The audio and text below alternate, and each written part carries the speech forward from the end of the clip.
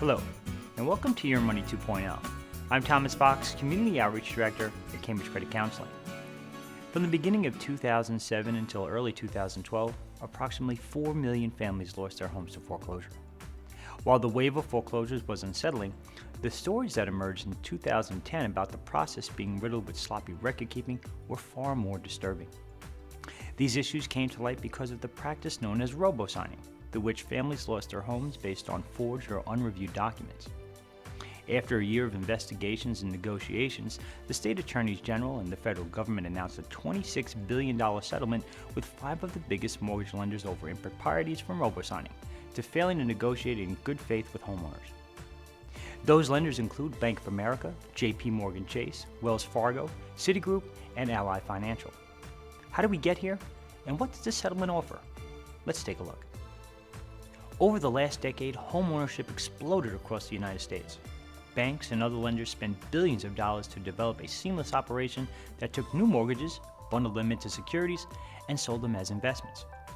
While I'm not going to get into the depth of shenanigans involved in this approach, suffice it to say things did not work out as the lenders and investors anticipated. When borrowers began to default, banks found themselves in a game of catch-up, and they failed to devote enough manpower to deal with the magnitude of the crisis. The institution's inability to keep up with homeowners' requests for workout agreements forced them to cut corners. When lenders began robo-signing foreclosures, they landed in the crosshairs of just about every consumer advocate and lawmaker. Instead of the required review of documents, lenders had automated the process and inadvertently began foreclosing on homeowners who were not in default or owed no money. That's the background. Let's review the settlement. The terms require the 5 lenders to contribute at least $10 billion for reducing principals on loans for borrowers who are either delinquent or at imminent risk of default and are underwater, meaning they owe more on their mortgages than their homes are worth. At least $3 billion is earmarked for refinancing loans for borrowers current on their mortgages and underwater. Up to $7 billion will go towards other kinds of assistance, including forbearance of principal for unemployed borrowers, anti-blight programs, and short sales.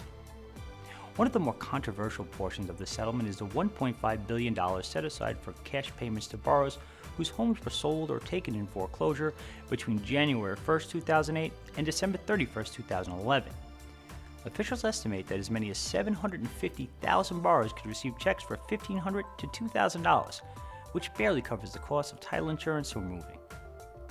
The settlement also calls for $3.5 billion to be used to repay public funds lost as a result of services misconduct and to fund housing counselors, legal aid, and other public programs determined by the Attorneys General. However, many states are already considering those funds to fill budget shortfalls or help with other programs such as prolonged unemployment. An additional $1 billion will be paid by Bank of America to resolve a separate federal investigation related to alleged wrongful conduct involving inflated appraisals of Federal Housing Administration insured mortgages. Half of that $1 billion will be used to fund a loan modification program for Countrywide borrowers who are underwater on their mortgages. Federal and state officials promoted the settlement as a significant step in holding the banks accountable for abusive and illegal foreclosure paperwork practices and as one that will provide relief to homeowners. However, despite the billions secured to help homeowners, the aid will help a relatively small portion of the millions of borrowers who are delinquent and facing foreclosure, especially since mortgages owned by the government's housing finance agencies, Fannie Mae and Freddie Mac, will not be covered under the deal. That excludes about half of the nation's mortgages. The door is still open for further actions against the banking industry. Prosecutors and regulators still have the right to investigate other elements that contributed to the housing bubble, like the assembly of risky mortgages into securities that were later sold to investors and soured, as well as insurance and tax fraud.